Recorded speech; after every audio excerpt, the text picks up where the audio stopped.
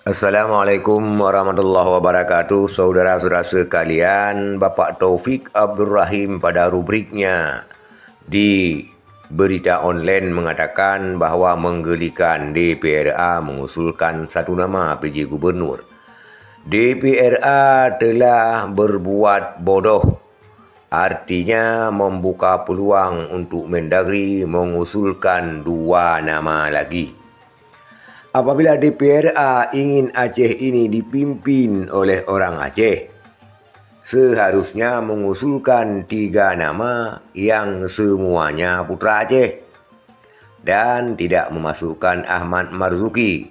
Sehingga apabila Mendagri nanti melantik Ahmad Marzuki, berarti mengangkangi DPRA dan itu bisa diprotes oleh DPRA. Tetapi karena DPRA bersikap bodoh, entah karena kekurangan sumber dayanya ataupun sengaja karena rakyat Aceh memang tidak menginginkan Ahmad Marzuki lagi, sehingga mengusulkan satu nama. Dan dengan usulan satu nama tersebut, Mendagri memasukkan 2 nama lagi. Salah satunya memasukkan kembali Ahmad Marzuki yang pada hari ini, saudara sekalian, sudah ditunjuk kembali menjadi PJ Gubernur Aceh.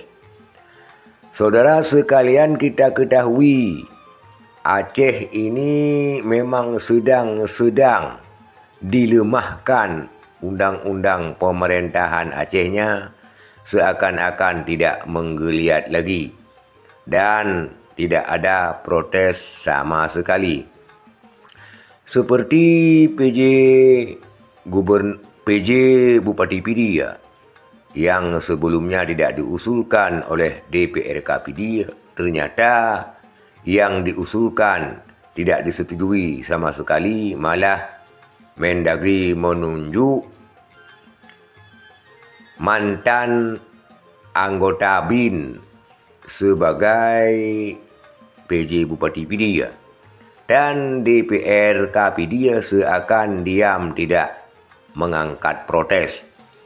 Karena apa yang terjadi dengan DPRA undang-undang di tingkat provinsi seharusnya berlaku untuk kabupaten kota.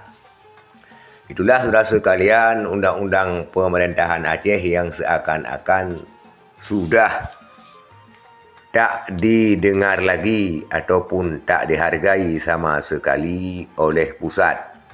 Dan apalagi PJ Gubernur ini memang menurut Taufik Abdul Rahim kesalahan daripada DPRA yang mengusulkan nama tunggal, sehingga Mendagri memasukkan kembali Ahmad Marzuki sebagai PJ Gubernur Aceh dan ditandatangani oleh Presiden Republik Indonesia dan ditunjuk kembali menjadi PJ Gubernur Aceh.